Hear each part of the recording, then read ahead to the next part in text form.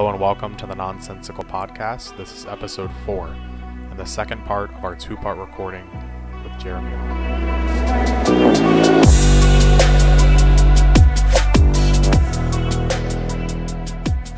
Jeremy is a nerd like Sam and I are, so we like our tabletop games and we like our video games here. So I think we're actually going to transition into tabletop games first. So obviously that's including like anything from D&D to like Uno. Probably don't play Uno much, but for reference, what all are you guys playing?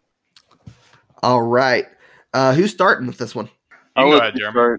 Because I haven't played anything. Fair enough. Quite a few things. I've been playing through some D&D. It's taking a break at the moment, but we were playing through a Tyranny of Dragons campaign. It was actually my first time DMing or dungeon mastering a Dungeons & Dragons game, which, by the way, for all the people who were here for the church planning part and just saw that switch flip that quick, welcome to my life. But beyond that, Settlers of Catan is always a classic. Yep. Uno, I love Uno. That's always a fun one. My big one I'm hoping to get started soon is I've had a copy of Gloomhaven sitting around for a while now, and I have actually pre-ordered the sequel to it, Frosthaven. If you don't know Gloomhaven, think of it as Dungeons & Dragons, except for the game tells the story for you, and you have cards to decide your attacks. But basically, it is this massive story-based campaign. Kind of like, if you're a video gamer, think Skyrim in a box. And that box weighs 28 pounds and could kill your dog if you dropped it on it. Yep. So those have been my big ones at the moment. What about you guys? Unless you count Mousetrap with my 6-year-old nephew, I haven't played. That's really. I've got some new games. I got Splendor. What's the other one? Galactic Quest.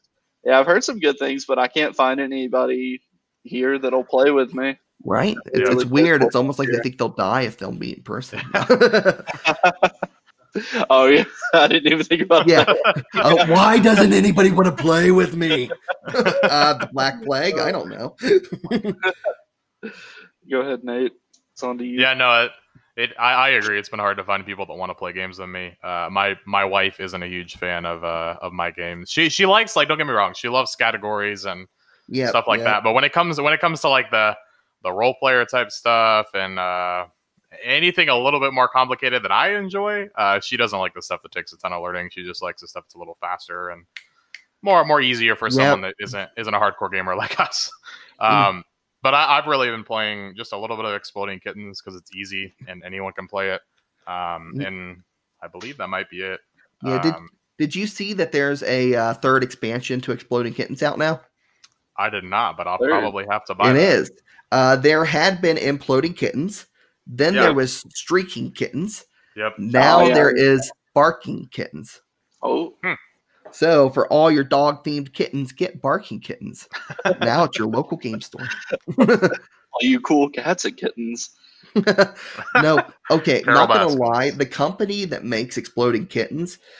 So also, if I remember correctly, it was started by a gentleman who worked at Xbox. And he was one of the ones who started Xbox, retired, and then kind of was, I think he was talking to his son, but kind of started up this company.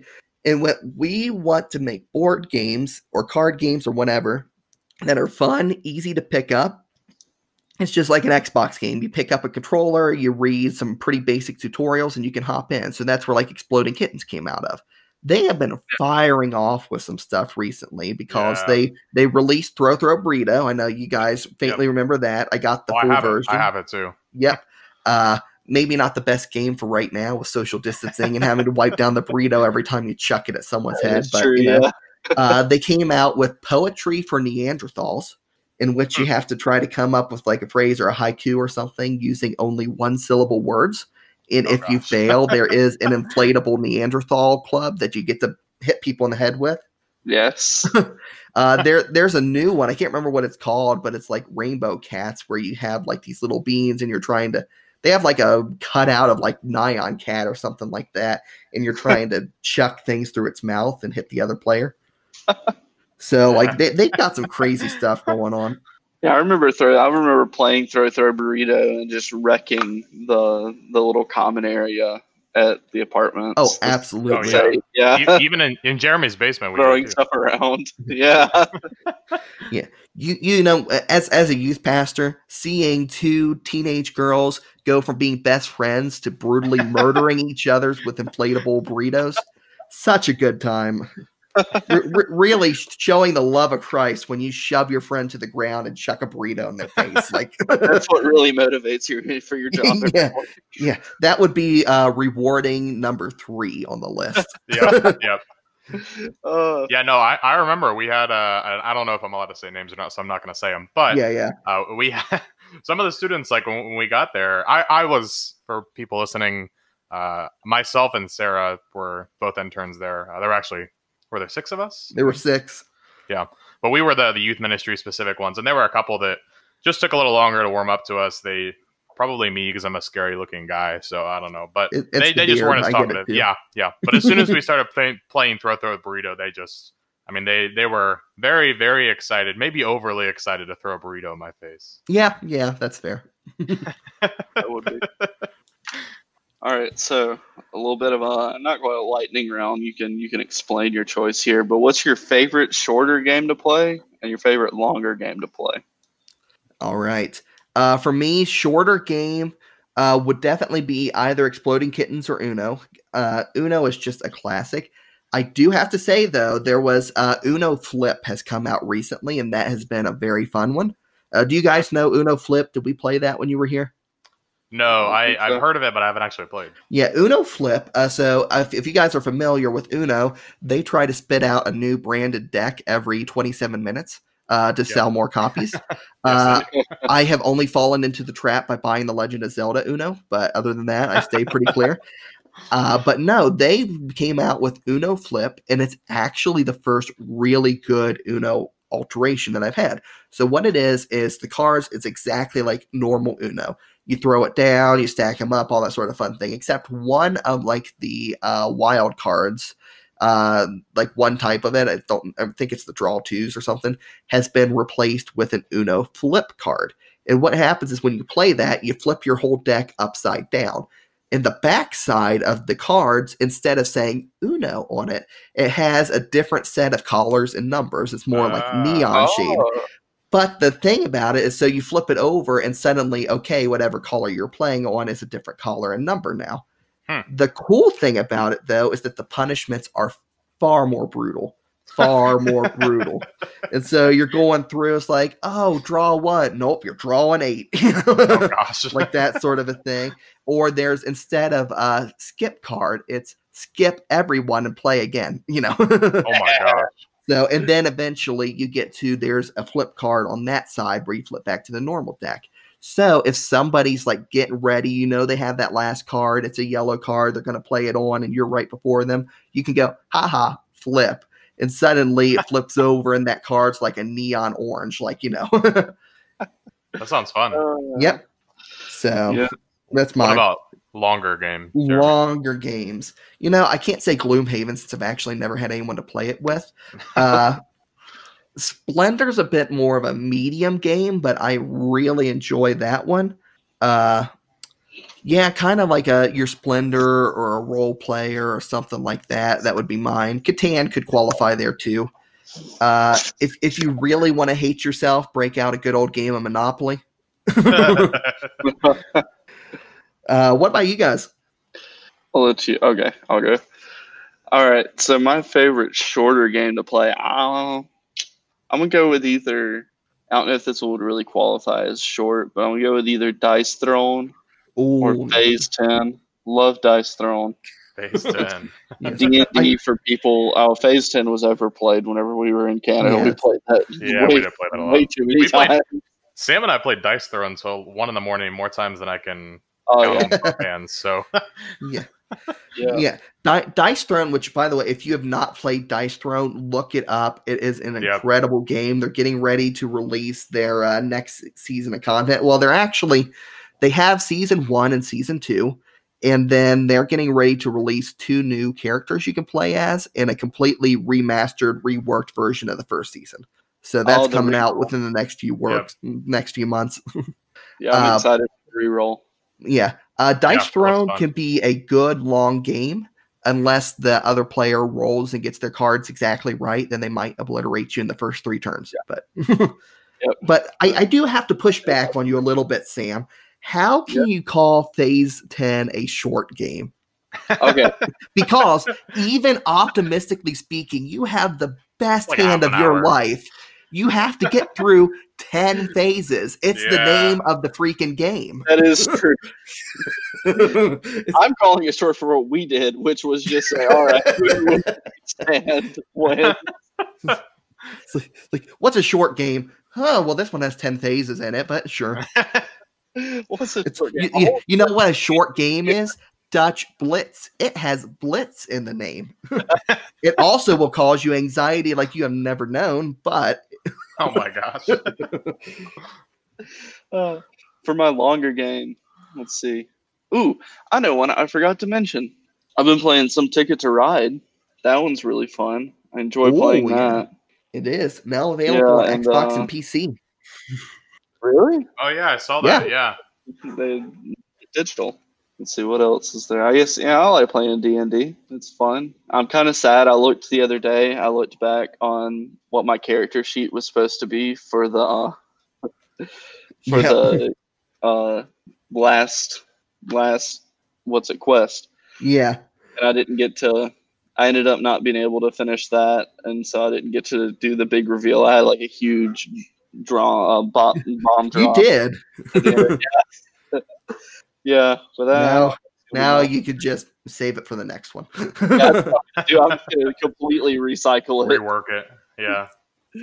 What about you, Nate?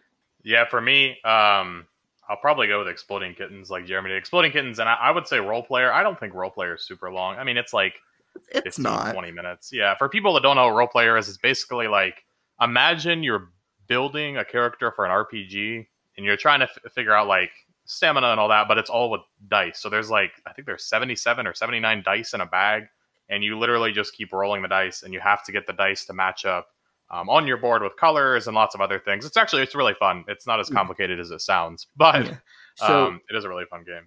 Yeah, for people who are completely unfamiliar with Dungeons and Dragons, which might be a fair portion of you, one of the first things you have to do is create your character. And so you kind of roll the dice to figure out the stats. And that's usually like you have a session 0 before the game actually starts. And, it's kind of like get this out of the way and see how good of a player you went. Somebody did that and went, you know what? Let's make the whole game about this part. Now, I will say, I'll give you this, though. Role player is a short game if you're playing just the standard role player.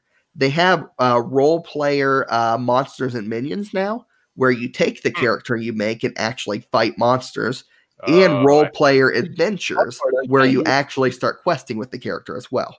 So, not short if you play the new add-ons. But role player itself, just if you lose one of those 90 dice, you're screwed. That's it. Yeah, no. As far as my longer game, I probably have to go with Catan or Munchkin. No one wants to play Munchkin with me here. It's really not that complicated. I mean, I like the Avengers one myself because I like Munchkin. To me, no one likes playing it here. I remember another one. It was a really fun long game, but I can't remember the name of it. What was the name of it was the Avengers themed one. Legendary. I was just about to say that. Oh yeah. That was a fun like game. Deck builders like that are so much fun. Legendary, some of the other ones, DC Deck Builder might be the one that's a little bit better known. You also have stuff like, what's the name of it? I can't remember, but there's like a huge one that's a little bit better known than both of those. Oh, well. I think that was fun. Ascension. Oh, yeah. No, I think it was more fun because it was less PvP and more like PvE. Like you're fighting against the game more than you're fighting against each other, which is fun because you work together and figure it out. But yeah, and it is fun because it's like, okay, if you beat the game, you all win, and then you get to decide who the biggest winner is, or you just all lose. Yeah, pretty much. Yeah. So what about new games we're checking? Like games that are kind of unknown right now. Do you guys have any suggestions for the listeners? That one's a bit harder at the moment, I've got to say. I do have to say a game that I have that you might not have played is Hanabi. And it is quite a bit of fun. I think you guys tried it out once when you were with me. But it's a card game where basically you're trying to set off fireworks.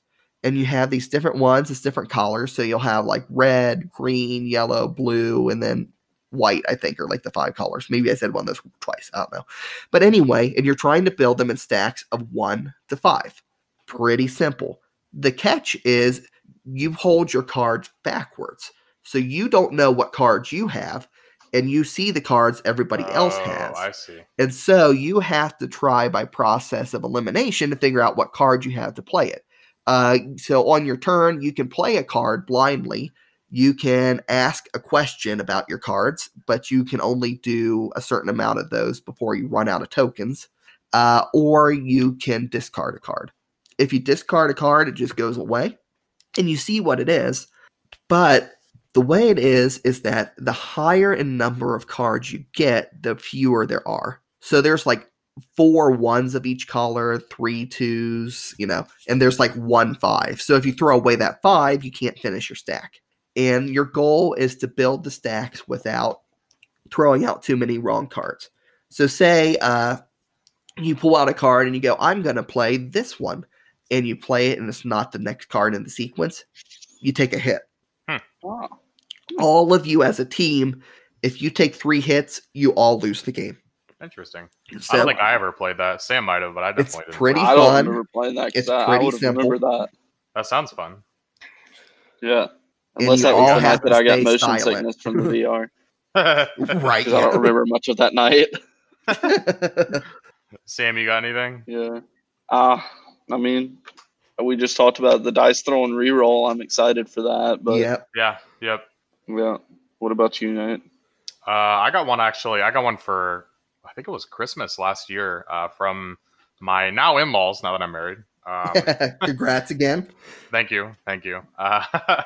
But no, my sister-in-law got us a game called The Awkward Storyteller. It's actually really fun. Huh. Basically, it's you get there's like 2 types of cards. There is a like a question card, and there's like a story card, and you have to base your answer off of the question card every time, but you kind of go around in a circle, and everyone plays their story card, and you have to use whatever word or phrase that is in your answer. So, like, for example, say the question card is, I'm trying to think of, maybe it's like, how did you break your leg or something like that? And the answer cards might be, it might say the word like peach, or like it might say a letter, and you have to start a word with that letter. Like, it's just really weird, and you have to make up a story with it.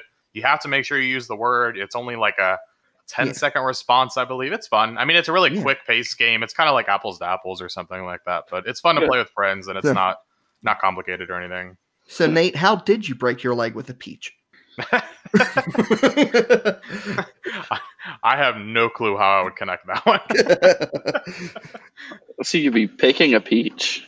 From the tree, on a 10-foot ladder. Yeah, there you go. Yeah, there you go. Slipped on a peach. Yep. Banana peel. Yeah, just kind of stepped awkwardly. Instead of my ankle breaking, my leg snapped in half.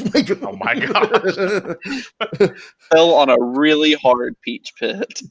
Just brittle bones. I don't know. I need more milk. I don't know. Jeremy, hey, listen. For the people listening to this, Jeremy drinks more milk than I've ever seen a human being drink anything. It is true. It's like a gallon a day or something. We buy 2 or 3 gallons of milk a week. Yep. It's just my wife and I. Yeah, and Laura my wife is lactose intolerant. It's all me. Oh gosh. This dude's got the strongest bones. I do. I have never broken a bone, which I'm now going to get off this podcast and have one broken before this even posts. But you're gonna hang up, go to the steps, fall down the stairs. Yeah. Postscript: Jeremy is now in a coma and hanging up by a rack. Oh my gosh. Thoughts and prayers. Yeah. Prayers. Oh. This is your in memoriam podcast. Yeah.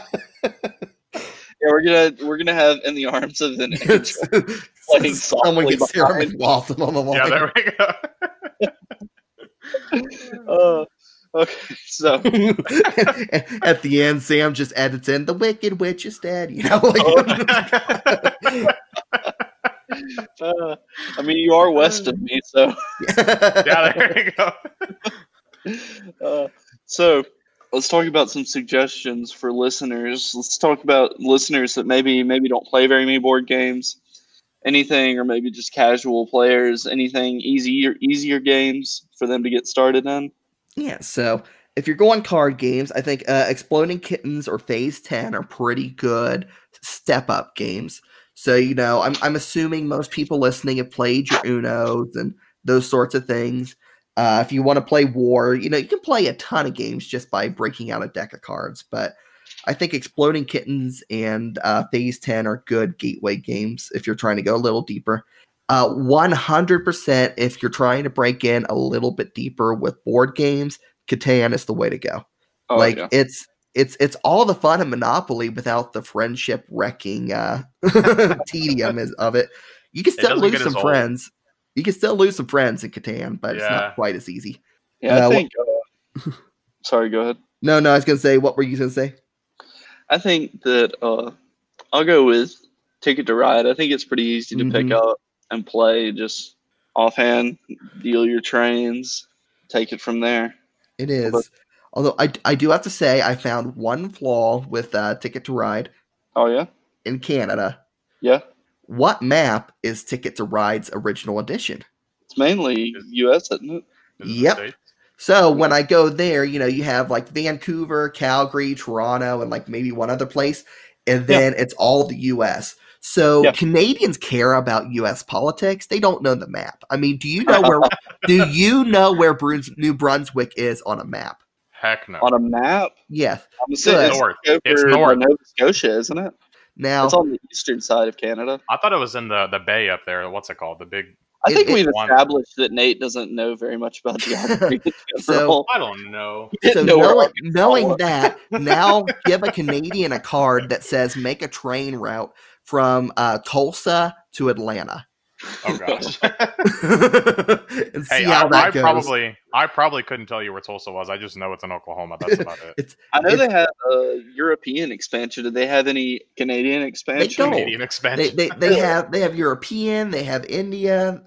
Yeah. I don't know. Do they have Russia? Like how does getting a train across the Siberian work? Like, are there stops? Is it you just put 16 trains down in a row and? No, they take the tracks up and actually throw the snowmobile skis in the bottom of the train. Is that real or no? Please tell me that's real. No. I wish. I just want to see like a power skiing train, like Thomas the epic train engine speaks with a Russian accent. Oh my god! Little robotic arms pop out, and they have the little poles, and they're just got them tucked under their robotic arms going down. They're doing the pizza and the French fry. And Mother Russia train ride you.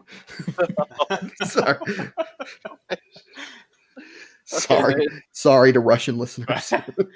That's I guess for my answer to get back on topic. I guess easier games. So for the listeners that have only played stuff like Uno and super easy stuff, the Awkward Storyteller is probably a good kind of party game. It's really not going to introduce you much to actual tabletop gaming. But if you do want to kind of get into that, I probably would suggest either Role Player or Dice Throne, just because the basic mechanics are really simple. But if you want to go more complicated, you can with expansions, or maybe you want to add different rule sets that you don't have. But that's definitely kind of introductory stuff that I think are still fairly easy to comprehend. It just takes a minute to learn. Maybe go watch a YouTube video and you'll figure it out. Yep. So what about for our people that are, more in depth? Maybe they play board games occasionally or a lot, and they're just looking for something to suit their needs, their in-depth needs. What do you think, Jeremy? Oh, goodness. This is still kind of towards that lighter edge of it. But, okay, there's two. I'm trying to remember the name of one.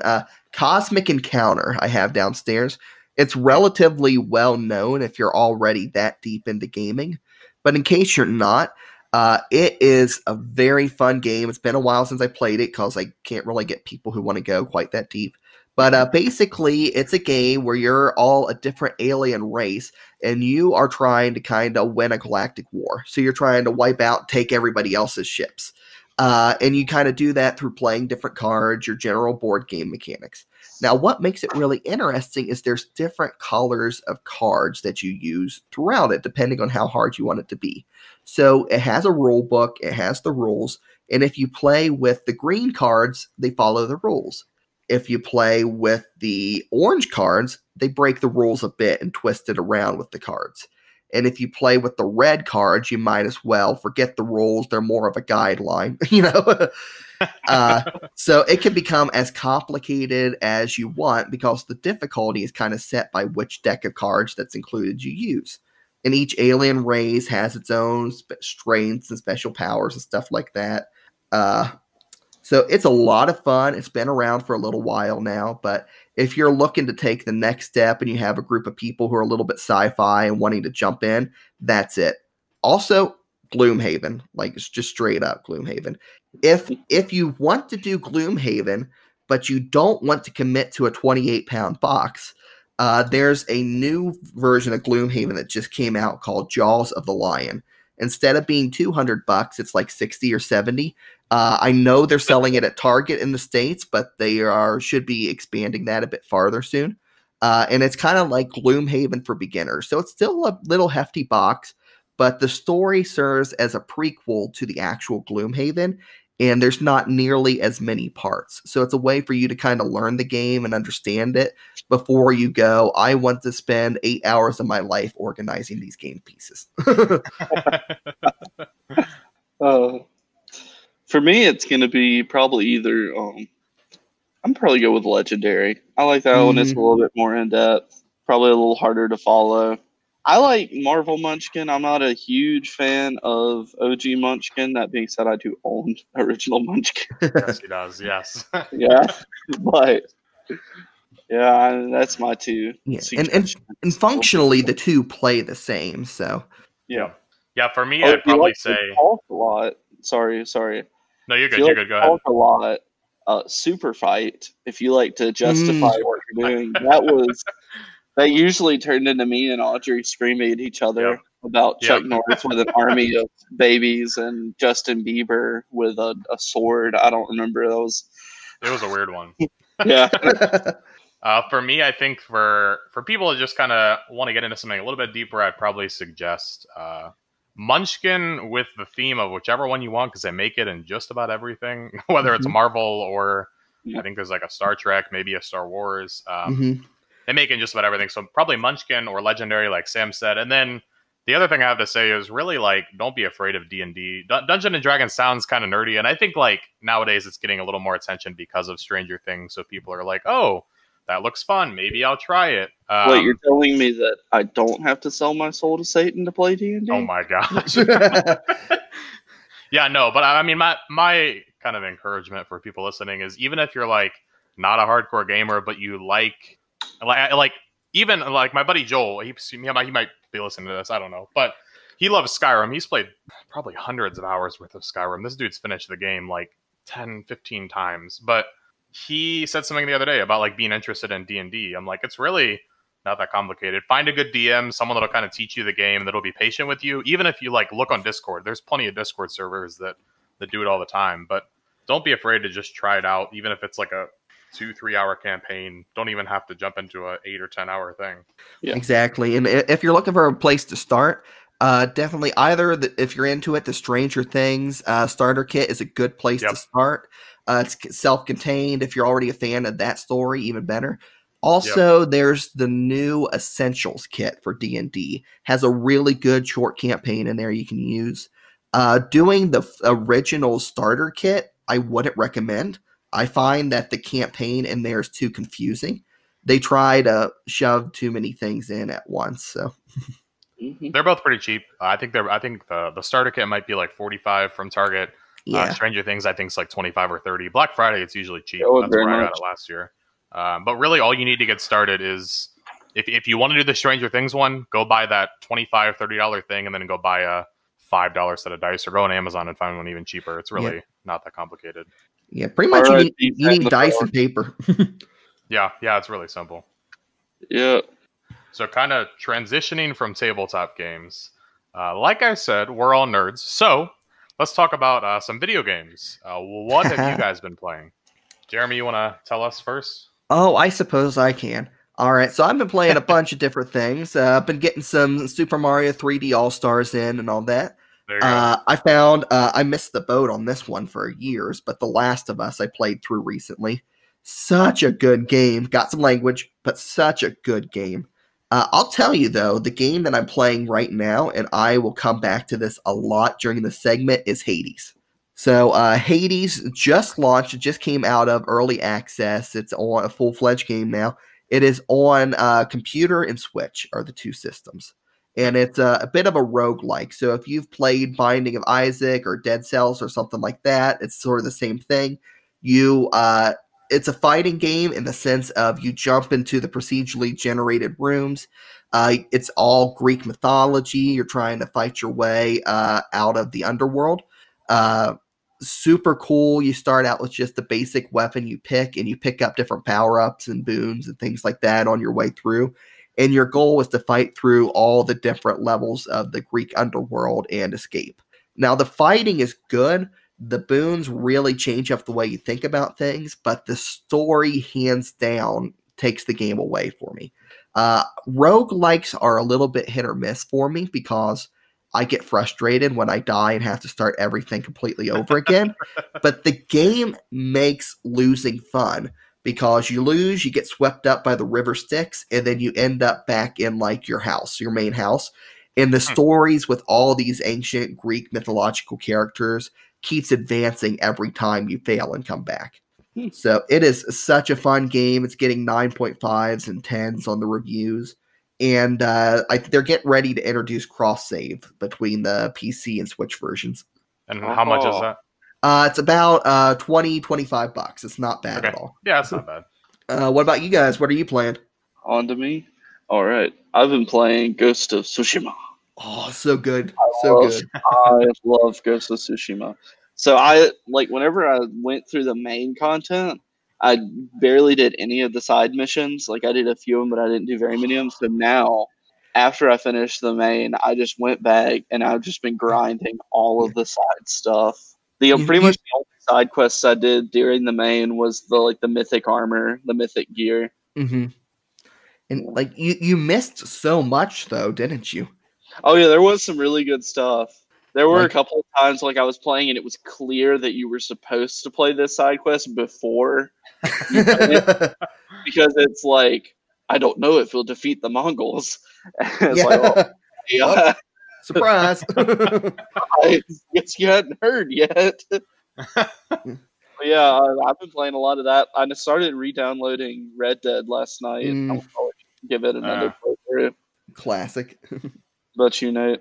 Yeah, I've been playing. I've always been a Call of Duty guy. I just like shooters, so I've been playing Modern Warfare. I mean, I'm like Stam's shaking his head at me. I just like shooters, to be honest. So I mean, I have no shame. Season 6 came out like a week ago. I'm like the Riot Shield and a couple launchers away from having Damascus camo. So I play the game a crap ton. When it came out, I played it like a ridiculous amount. So I've been playing a lot of that. I just downloaded Madden 21 this morning, and I played 5 minutes of it because it was still downloading. And then Mario 3D All-Stars, like Jeremy said. I grew up playing Super Mario 64 was the game to me. And then like Mario Galaxy, that was the only thing I ever loved on Wii. I got Wii for Christmas one year. I played it for like 6 hours, 7 hours that day, and it was all Super Mario Galaxy. So like those are games I grew up playing. I love them so much. So it's go buy my suggestion to people listening, go buy Mario 3D All-Stars because it's only going to be available for a couple months, and in 2 years it's going to be worth like $90 or $100 for that game. Right. Because they're doing a limited release on it. Yeah, in March it's done. Yeah. Yep. Okay. So you said you downloaded Madden 21. Have you played it? Oh, I'm gonna hop on this too. I played the play now. Like while I was downloading, I played the scrimmage between the Ravens and the Chiefs. Okay, so you haven't played the Seahawks yet, have you? No, why? All right, you're gonna have to let me know. Is Russell Wilson white? Can you see that? I saw this yesterday. And I was like, why is Russell Wilson white? Well, isn't he like light skinned? He's really not that dark from what I remember. Hold on. Here's a picture of this is a video on the same feed, and that's Russell Wilson. How dark he is in real life. He looks dark there. And then here's the clip from the game where he is like pasty white. And it's clear, like that's number 3. He's the quarterback. They're trying to say that's Russell Wilson. Okay, so I have not played the Seahawks yet. I'll let you know. So a couple things, if I can hop in here too. One, could I just give a quick eulogy for every sports game ending in 21 this year? Because so many of them are just barely spruced up reskins of their 20 editions due to COVID. 100%. Like, it is so bad. Now, Madden's the same thing every year. It doesn't matter. It is, but it's worse this year. It's worse. They could have released a $20 roster update. They do, but which one? They have the yard. The yard. Okay. The yard is fine. Did you? So I give them a little bit of credit. Did you see the crapshoot that their face of the franchise mode was when it released? Though. Oh no! 21. It was so bad. Yes. So spoilers. Ed, I am going to read here real quick from USA Today. I have it pulled up on my phone. So spoilers if you really care about the Madden franchise mode. So. In face of the franchise, you began high school as a widely talented athlete who hasn't played football since his Pop Warner days. Upon joining the team, you become the backup quarterback to Tommy Matthews, your foil for the rest of your journey to the NFL. Madden 21 flashes ahead to the first game of the season, and your team is down 13-0. Your character shreds Matthews in the locker room for playing with a lack of heart on the field. Matthew responds by telling your character that he's right, and then shockingly reveals that he was born with a congenital heart defect. Oh my god. What the heck is that? You get the choice to either encourage him not to play or to stay quiet and keep his secret. And my god. Yeah. And yeah. It's just so bad. It's so bad. What the heck were they thinking when they did that? Welcome to Madden 22, where your opponent is a literal paraplegic. Oh my god. Welcome to the section where you beat orphans. And it just gets worse from there. Like, look it up if you want something to laugh at later today. Oh my gosh. I did see the part where I'll just play face the You're franchise. Playing with a lack of heart. Yeah, because my heart is broken. Oh my god. Literally. I am dying. I should not be walking, let alone quarterback. It's because I have half a heart. Yeah. But I'm going all the way to the NFL with you, bro. Like, what? Oh my god. Like, if you have a cognitive heart defect, you're not getting into college ball, let alone playing for. Yeah, no. Listen. And Sam knows who I'm talking about. Bama, my buddy, has I don't know what exactly he has, but he had to have like surgery on his heart. He had to have a valve replaced, I believe, when he was like 16. So he loves weightlifting. This dude's in the gym like 4 hours a day. But when he's told me before, like at some point, the doctors told him that it's just gonna like give out at some point, and that bench is gonna fall on top of him. But he still lifts. I mean, he just doesn't care. It's that's for some reason. But no, I mean, like, we all gotta die sometime. Keep pressing. But no, like if the doctor's warning him not to weightlift, what makes you think you can play in the NFL? Right. Much as college football, like you're getting hit pretty hard, even in college, even high school, like that nowadays. And you've got to know. I don't know this for sure, but you got to know that somewhere in this campaign, where it's like, and ask you like, what team do you want to play for, and all of this, that there is a scenario where this kid gets drafted by the Patriots. And Bill Belichick is like, sorry, Brady. Oh, my gosh. We're going to give this guy a chance. You may have more heart than him, but, well, literally. I don't know what else. See, that would have been a good, like, ending. He gets hit and just dies. Oh, my gosh. Matthew 21, rated M for mature. That's why it's the start. It's coughing up fluid. I would listen, hold on. I would like to sincerely apologize to anyone offended by this, but we're not really PC. So before this gets a bunch of attention and we get attacked, we are only kidding. We do feel bad, but it's a video game. I mean, it's a joke. It's fine. Yes, it is. And I say all of this. My mom has a cognitive heart defect, so I say all of this knowing that. So if you're listening to this and actually have heart issues, we totally sympathize. We're not beating up on you. Yes. We are beating up on EA, who thought this would be a good story point for an NFL game. Oh god, I sympathize with you unless you play football. Oh my gosh. I'm gonna get canceled. Whatever happened to overcoming? Moving on. Sam asked the next question. Let's get off this topic. What 2 games are you most excited for in the next few months? Okay, Spider-Man Miles Morales, hands down. I have a Yes, it is. It comes out next month. Oh, I didn't realize that. Yeah, it's a PS5 launch game. It's on PS4 too, but yeah, I have a PS5 in pre-order, and I have Miles Morales with it. So, but no. So that's the big one. You've got a couple others too. I'll give 2 nods to Assassin's Creed Valhalla. The Assassin's Creed series kind of has a rough track record as of late, but especially Odyssey was an incredible game. I know Origins was too, but Odyssey is so good. Like, if you were like, I liked the first few Assassin's Creed, but after they split 2 into 3 parts, and then we went to Native Americans, and it just kind of all went downhill for a few years after that.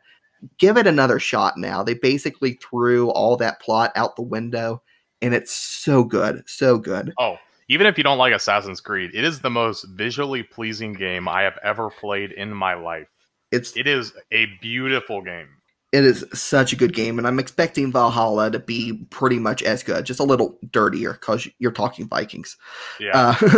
I heard that the main character of Valhalla is actually going to have a brain tumor. Oh my gosh! Oh my gosh!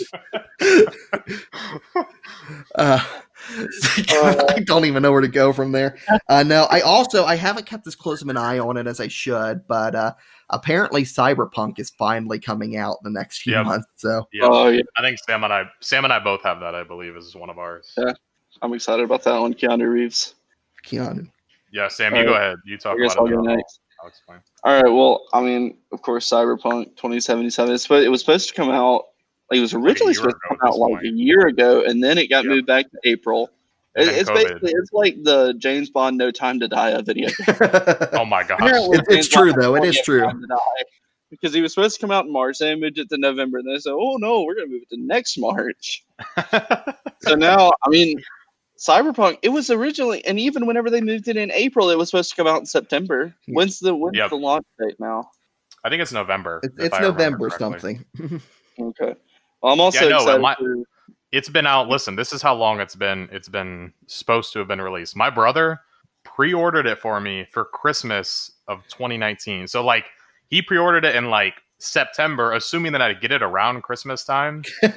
And I actually had to tell him a week or two ago. I'm like, hey, I don't have a PlayStation anymore. See if you can return that and get me the Xbox One. He's like, okay, I'll do that. So like that's how long this game has been in production. Wait, hold on. I'm looking. It comes out November 19th, but it's saying that it's only going to be on the PS5. Are they not getting it on the PS? Oh no, it's on the PS4. Never mind. All right. I was about to be very sad if it came out on the PS5. And my other one was Watch Dogs 3 Legion. Oh it yeah, that was fun. I pre-ordered 2 and played it. I got it like the night it came out. It was super fun. Okay, Sam, let me ask you a question about Legion, though, since we're here. Sorry, I know this is your show, but I'm going to ask a question. Okay, Watch Dogs Legion, one of the big selling points of this game is that you can play as anyone. It's not just one character is rising up as the system. It's your whole society. It's everyone. And you can hop into any character in the game and play as them. You can stick with them. You can switch to someone else. Do you think that's going to add to the story of the game? And really put you in the shoes of it? Or do you think that's going to be a detriment because you don't have one set person that the story revolves around? Oh, I think it's definitely going to be a detriment too. I think it'll be a fun game for, I don't know if you watch Nakey Jakey on YouTube. No, I haven't. Okay, give him a watch. But he calls it, he does like video essays. He calls it Goopy Goblin Gamer Brain. And that's just like wanting to have a good time. And so for that part, it's going to be great because it's going to be like hopping around to different people. But I don't think it's going to be as good for the story aspect of it because you don't get to, like, you look at a game like the original Spider-Man for PS4 and Red Dead, Ghost of Tsushima. These are three really good story-driven games, and it's because they focus in and really harp on the character, their story, their arc, their redemption arc. Right. So I don't think that they're going to have as much of that because you're not playing as a central character. You look at a game like, what's the game? Far Cry. You look at the first two Far Cry games, you play, or first three Far Cry games, you play as a specific person. You look at specifically Far Cry 3. You play as Jason Brody, and you develop his character. And then you skip to Far Cry 4, where it's like a no-name for protagonist. Or he might have a name. I haven't played it in a long time. But that's okay. You can beat it in 10 minutes. So yeah. And you look at all the Far Cry games after that, Far Cry 5, whatever they called Far Cry 6, and they're just faceless protagonists, and then it kind of went downhill from there. Yeah. What do you got? For me, so my suggestion, not suggestion, I guess this is what I'm excited for. Definitely Cyberpunk. I've been waiting for it forever. And I think anything with Keanu Reeves is good. Movie, game, whatever. Don't care. It's Keanu Reeves. John Wick. Yep. Yeah. No, and then the other one, actually, it's coming out in, I think, 12 days, if I remember the date correctly. There is the second expansion for Pokemon Sword and Shield. And it sounds super nerdy. I know not everyone on here is probably a Pokemon player, but I grew up playing Yellow and Silver and Gold, and then I went back to Blue and Red, and then I played all the Game Boy Advance games. I've played every Pokemon game that's ever been released, and I still own most of them. I sold a couple, but I'm excited for the Crown Tundra because it's supposed to bring in a lot of the original Pokemon. So like the three original legendary birds, Zapdos, Moltres, Articuno, they have their own regional variants for the Galarian region. So excited for that. Excited to see where the game kind of goes from there. I've seen like the leaked map expansions, or like to show you how big the map is. Supposedly this expansion, the map is going to double in size, which is crazy to think of for a Pokemon game. Because like you've played, I mean, people listen to this. You've played like Leaf Green or Fire Red. The Sebi Islands, I think they're called. I don't know. The islands in the games after you beat the game and you go from the fire gym, you hop on a little boat and go to the islands. I mean, that's like, there's 7 islands to explore. And each one, it takes like maybe 10, 15 minutes. So you probably have a couple hours worth of exploring there. The last expansion for Sword and Shield literally took me like 4 or 5 days. And this one's supposed to be like twice as big. So it is just, I'm excited. I already told my wife, I said, hey, Nathaniel and Josh are coming over and we're going to play Pokemon for a couple hours till like midnight or something. She's like, that's fine. Is it going to cost any money? I'm like, no, I already bought it. Don't worry. So no, I'm excited for that for sure. Alrighty. What new games do you guys think are worth it checking out? Yeah. Well, I said for sure Hades, like I said before. I won't repeat all that, but I definitely think it is. One, I'm actually building a gaming PC right now for the first time. Well, I'm having it built just because my time is not all that much there. I'm going to start doing some Twitch streaming and stuff, so that'll be pretty cool. I'm in the early stages of that, so feel free to come play with me. And if we get lucky, maybe people will watch. But no, another one. One of the reasons I was getting the computer originally was for like games like Civ 6. That's not a new game, but I played it on the Switch. It's so much fun, but it's so hard to play with a console controller. But on that same note, like I had never been big into like those types of strategy games like Civilization because I didn't have a system to play it on. Yeah. They just put out Crusader Kings 3. And if you have a computer and you like that type of realm management, rolling games, I've been watching so much of it, and it is so much fun. You take a ruler, you expand the country or the duchies or county or whatever you're over the course of your whole life. You deal with actual events that would have happened to somebody who was a ruler at that age. Then you actually have heirs that come along the course of the game, and when your character dies, you become you're next in line, and you keep going. So it was really good, really fun, a lot of cool stuff. Some of the streamers I was watching had some weird stuff happen in their games, but for the most part, it sounded really good. I do want to point out, and because Sam was the one who mentioned the game, Spider-Man PS4. So I don't know if you saw, but Spider-Man Remastered is coming out for the PS5, and it's coming out with Miles Morales. So it looks really good. You can play the PS4 version of Spider-Man on the PS5, but this is a different remastered, like $20 paid upgrade. Really? They're tweak a lot of things. It's gonna be really good. If you get the Ultimate Edition of Miles Morales, you get it for free. Otherwise, you can pay $20 to upgrade and get the Spider-Man PS5 remaster. The thing is, I'm going to put this up. We can see each other at the second, but Google, if you can't see this well, they changed the design for Peter Parker between PS4 and PS5, kind of bringing him more in line with like Tom Holland, Andrew Garfield. Like, look this up real quick. Have you seen this? Yeah, I've seen the picture. Here's like the difference between them. It is very drastic. Yeah. So I am very excited to play through Spider-Man PS4 again on the PS5. That's an upcoming game I'm pumped for, but I don't know how I feel about it. Only for the sake that this Spider-Man was supposed to be older, a bit more established, in his 20s. He's had some life under him, and now he looks like he's in high school again. Yeah. Other than that, I love having it look like Tom Holland-ish. Yeah. But anyway, that's my couple games that I'm excited about.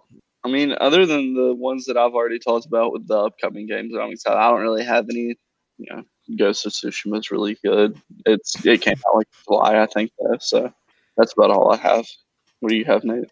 For me, I think I probably have two. One is a very short thing. So if you guys, I don't know if you've ever played it, but it is on Xbox Game Pass now. So if you have Game Pass, you can get it for free. Subnautica. Oh yeah. If you guys don't have a fear of the ocean, play this game, and you will within 10 minutes. Oh, I have a fear of the ocean, so we good. No, it's a really good game. Basically, you're kind of like it's a weird combination, like a scuba diver astronaut, but your ship crashes into the ocean on some random planet. Your escape pod falls a little bit farther away from the ship, and you kind of just have to survive. It's kind of a weird concept, but it's fun. Mm-hmm. You collect stuff, you build stuff, kind of like a survival / builder type game. Just a very different take on it, being mostly in the water. Is this Minecraft Ocean Edition? I mean, it's kind of, but it's not blocky. The graphics are actually really good. It's very pretty. Is this like what No Man's Sky was supposed to be? Kind of. No Man's Sky. I actually like No Man's Sky. They actually updated it recently.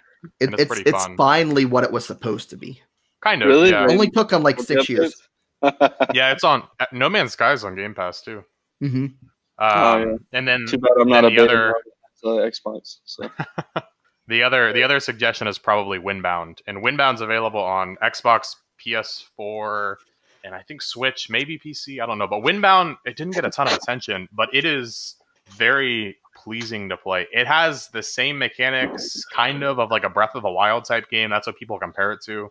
Mm-hmm. And it's another one of those like survivor builder type games. But basically, you don't really know the story of what's happening. You kind of get just dropped off, and you have to survive. So you have a raft, you build, and you kind of upgrade it, and you add stuff to it. You explore different islands, kind of all over the place. It's really fun. Remind me of the name of that again. Windbound. Windbound. I really been meaning to look into that one. Yeah, it's super cheap too. I think it's only like $20. But it is 100% worth the play. The only thing that sucks is there's save points after you get to a certain place. So like what do they call them? Chapters. So like chapter 1, you kind of have to just build a raft is the goal.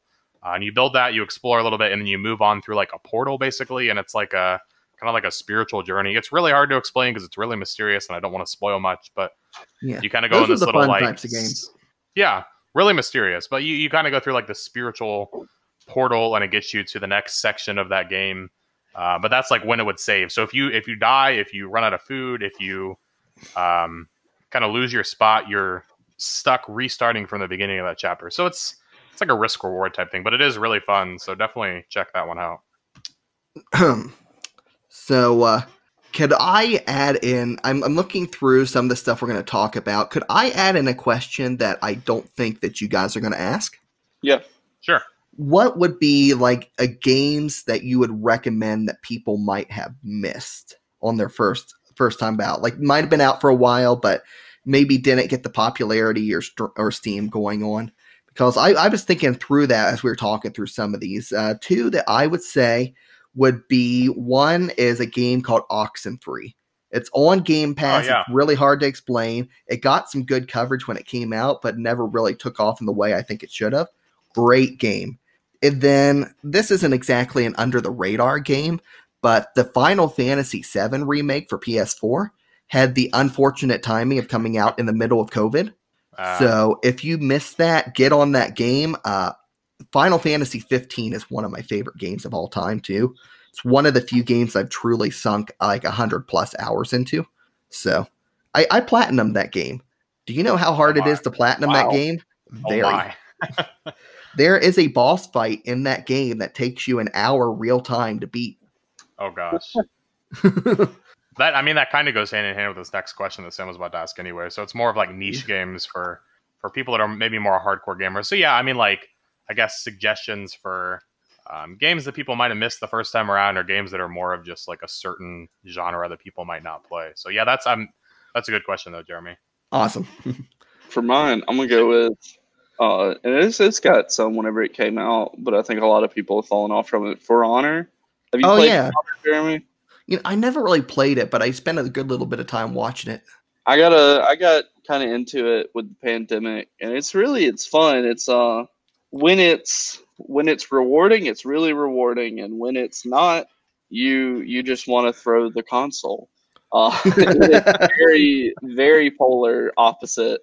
And the other game is Hollow Knight. Yes. A little bit, Jeremy.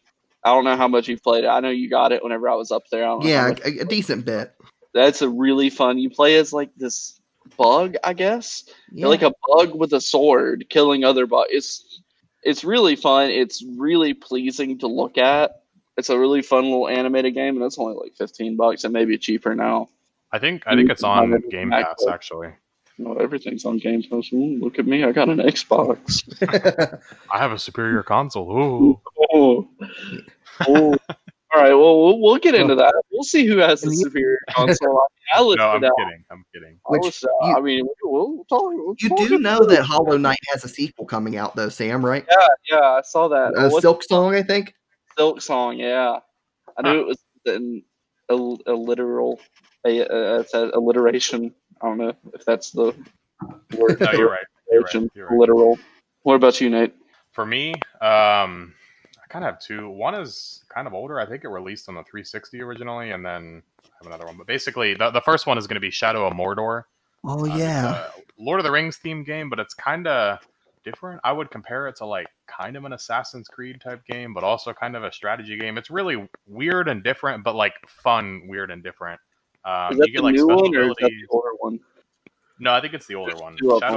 Shadow of War would be the new one. Yeah, that's the one that was Xbox One, PS4. Shadow of Mordor came out originally on 360, and you can kind of tell when you play. But I think it's on Game Pass too, and that's why I have it. When I get bored of something, I download a free Game Pass game and play it through. But I actually started playing it, and I'm like, this is fun. I like Lord of the Rings, so I'm probably biased. But even if you don't, it's kind of a fun playthrough that doesn't take super long. It's not super like time heavy or anything. And then the other suggestion I had was Forza Horizon 4 is a classic for me. Nice.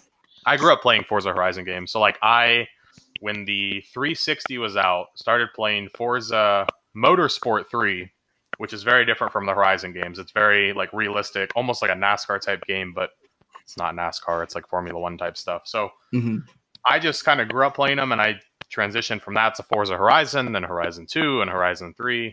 But even if you guys don't like cars, it is a heck of a game to play. Just like, again, another visually pleasing game, very beautiful to play, very, very fun, easy to pick up and drive. You can tweak the settings to make it more difficult if you want more simulation type, but there's also more like arcade type settings and easier settings for someone who isn't a hardcore racing game fan. So the next question, Sam's probably going to like this one. I have to ask, Series X or PS5, and why? All right. So I have got to go PS5. That's not a dig on the Series X. But my thing, the real selling point for the Series X is, well, for the Series X is Game Pass. Just straight up, it is. All their first party games coming out on it day one. The specs on the Series X are a little bit better than the PS5, but they're pretty close. But the thing that holds the Series X back for me is that they don't have really any great killer launch titles from day one. Like, they don't have that game that's like, this is the reason I want to get it. The one that they did have is Halo Infinite, and I don't know if you saw the reveal of it, but it didn't look all that great. So they're kind of taking things back. They're working on it, but the other thing is that Series X games are being co-developed between it's going to be on the Xbox One and the Series X.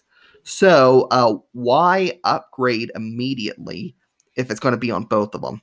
I mean, if you care about having the exact best specs possible, then sure, upgrade, but I don't really see the immediate need for it. The PS5, on the other hand, it doesn't have the strength of Game Pass. They are doing the PlayStation Plus collection with a few PS4 games that are good, but that's not like a killer app. It's the games for me. The games, you got Miles Morales, you got Ratchet and Clank, you got God of War, you got Horizon, Forbidden West, Demon Souls. I could keep going with it. Like, they have the games for the PS5, and they have them coming soon. So that was the big reason for me that I think PS5 is going to get in a run out the gate. If all you really care about is Call of Duty, then sure, you could go with either of them. But if you do still care about those cool single-player experiences as well, I think PS5 is definitely taking the edge to start with. They also did, it's not available very much, but they were able to kind of get in that we have the cheapest consoles tag by having the digital version. It just seems like nobody likes selling the digital version because then they can't sell the games. So yeah. I thought that was kind of unique doing the digital version. I wouldn't go with it because digital games take up so much space. I started doing some digital games on my PS4, and I could only have like 4 on there at a time. Mm-hmm. I didn't like that, but yeah, it's going to be PS5 for me too. Far superior console, you know. PlayStation has had a grip on the exclusives for a while. You've got Last of Us, God of War, Spider-Man, Uncharted. I doubt they're going to make another Uncharted, but that's just an example. Those are great games, though. I love them. So good. Naughty Dog just knocks it out of the park. Oh, yeah. Oh, yeah. But that's the haptic triggers. Those look sick. That's true. Yeah. I am so excited for those. But that's my view on it. What do you think, Nate? I think for me, I'm probably going to have to go with the Series X. I would say just because, I don't know. So here's my view. Traditionally, I think if I'm looking for a prettier game or if I'm looking for something that's more in-depth and very like deep, I'm going PS5. If I want to play with friends, I'm taking Xbox.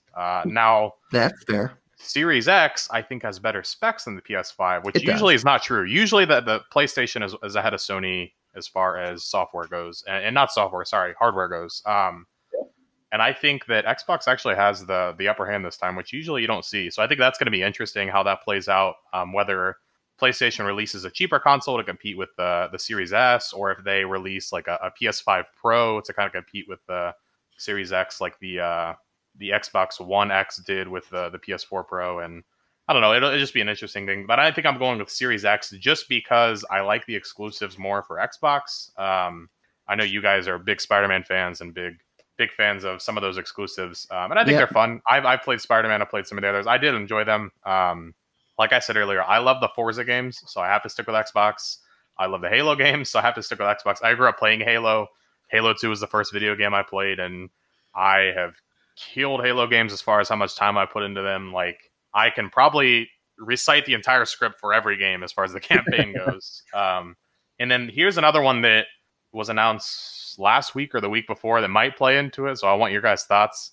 Bethesda got bought by Microsoft. I do think that is a game changer for Microsoft. Yep. Now, 2 of the games that I'm kind of hyped for the PS4 are coming out from Bethesda. I can't remember the names right at the second, but like they look super cool. And Xbox is saying, we're still going to let those deals stand in place. But after those come out, like having Doom, having Wolfenstein in their thing, having Elder Scrolls, those are huge. Yep. And you can't imagine that Xbox isn't going to leverage that. Oh no, I forgot that Doom and Wolfenstein were Bethesda. I was just thinking Fallout and Skyrim, and I can live without those. Yeah. Oh, no.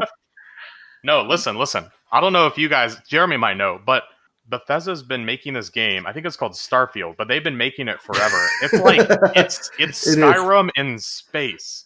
Like they literally they had Elon Musk come in to teach them how to make a spaceship look more realistic, like aesthetically speaking. So like I am so excited for this game, and then obviously Elder Scrolls 6. Elder Scrolls 6 coming 2026. Whenever that eventually comes out, 30 years from now. But it's okay. We got another 2 or 3 remakes of Skyrim to go first. Yeah. They'll re-release Skyrim like 30 times before that comes out. You think they're gonna make another Fallout game, or do you think 76 was done in for them? Well, 76 wasn't Bethesda. That's something important to note. They had a piece of it, but it didn't. But it does affect them negatively in a great way, though. And they dropped the ball so many different ways, from the game not really working at launch to the whole debacle about, dropping the price so quickly, to the nylon bags being pieces of crap. Oh, yeah. And their solution to all of this was, let's release a paid subscription service. So they're going to, I think they need to give it a couple years, and then they're going to have to hit really hard with Fallout 5. And let's remember that Xbox does also own Obsidian as well. They do. So you got your New Vegas living there. You got your Outer Worlds. So to be fair, if you want a Western RPG, Xbox just became the place to go. Did you play Outer Worlds? I did. Did you like it? Oh, it's so good. So good. Oh my gosh. I tried playing the Borderlands games, and some of my friends are going to hate me for this. I don't understand the appeal of Borderlands. Like, I've tried it 5 or 6 times, and I just can't get into it. I like it for the art style. That's true. Yeah. I understand that. But go ahead. Sorry. I had Borderlands 1. I loved it. It was a great time. I got Borderlands 2. I played about halfway through it. It wasn't bad. It just wasn't great for me. Yeah. I bought Borderlands 3 used when it was cheap. I played it for a few hours and went, meh, and then I sold it. Outer Worlds feels kind of like a mix between a Borderlands and a Fallout, and I like it so much. I think it's more like Fallout. It's much more like Fallout, but it has kind of the quirky humor, the weirdness, of Borderlands. The weirdness, not nearly that far on the Borderlands level, but But I thought it was a great game, and that again is on Game Pass. Another reason to get Xbox, but it is a great game. But yeah, you guys can go play that for free if you have Game Pass. It's definitely a fun one. That's another suggestion, I guess I'll throw in there. Yeah. Well, and once again, I am still saying I prefer PS5 to the Series X, but Xbox as a whole was collecting a lot of stuff under its umbrella. Did you see that they're integrating EA Play into Game Pass now? I did see that. I actually have both right now, so I'm excited for that. Yep, so they're merging them together to where a lot of EA games are going to be a part of Game Pass now that were a part of Play. And the new upcoming games, to say you really want to play NHL 21, before it releases, they give you up to 10 hours to play it. Kind of like the world's greatest demo. They do that for like all their new sports games and stuff like that. I'm actually considering they haven't actually released it, so it's still technically a rumor, but I'm considering the like payment plan type thing that Xbox is talking about. Like $30 a month, you get Xbox Live, Xbox Game Pass with EA, and you get a Series X. Kind of like you're renting it, but it's all kind of through that payment plan, and you don't have to pay the $500 for the system. They did. They just launched it in Canada. Oh, did they really? Yep. Yeah, I'm definitely interested in that for sure. Hey, there's a pup. Jeremy's got his dog on screen. Yep, Mystique made her way over. Say hello to everyone. Any closing thoughts for you guys, Sam, Jeremy? PS5. Oh, I do have one closing thought, and this is just something minor that has nothing to do with making a decision on the consoles, but I don't like how Microsoft is so off the wall with naming their consoles. That is fair. I love PlayStation is PlayStation, PlayStation 2, PlayStation 3, PlayStation 4, now PlayStation 5. Yeah, the Xbox. We got the Xbox. We got the Xbox 360. Oh, now we're going to the Xbox One, Xbox Series X. Xbox One X, and then there's Series X, and then there's One S, and there's Series X. It is very confusing. I agree. Human being naming their consoles, and Microsoft has a monkey on crack. The monkey's throwing darts at the wall, and they're just seeing what sticks. He just happened to hit the letter X twice. So, and then there's Nintendo. That's just someone speaking Japanese way over in the corner, muttering random incoherent things that no one knows what they're talking about. Wii U. Where does Switch come from? What does the Switch have to do with anything?